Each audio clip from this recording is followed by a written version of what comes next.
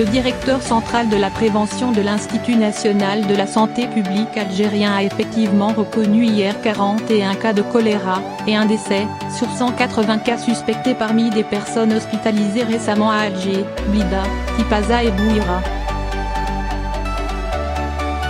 Selon le site de l'OMS, le choléra est une infection intestinale aiguë due à l'ingestion d'eau ou d'aliments contaminés par le bacille Vibrio cholerae.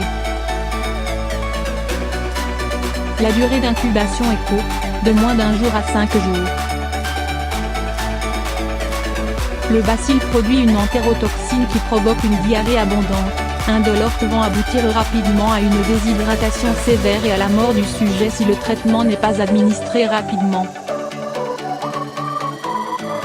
La plupart des patients présentent aussi des vomissements.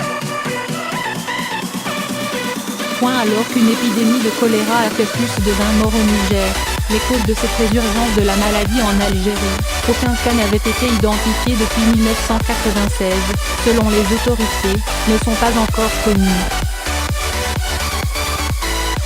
Les autorités sanitaires ont exclu une contamination liée à l'eau. Des propos destinés à calmer l'opinion.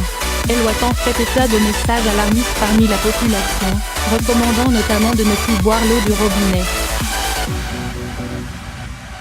Le directeur de la prévention a affirmé lors de sa conférence de presse que la situation était circonscrite à quelques familles et maîtrisée.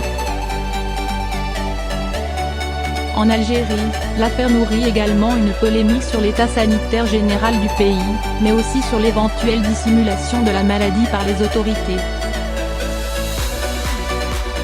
El Watan cite une source médicale affirmant que les premiers cas de choléra ont bel et bien été confirmés il y a d'une dizaine de jours.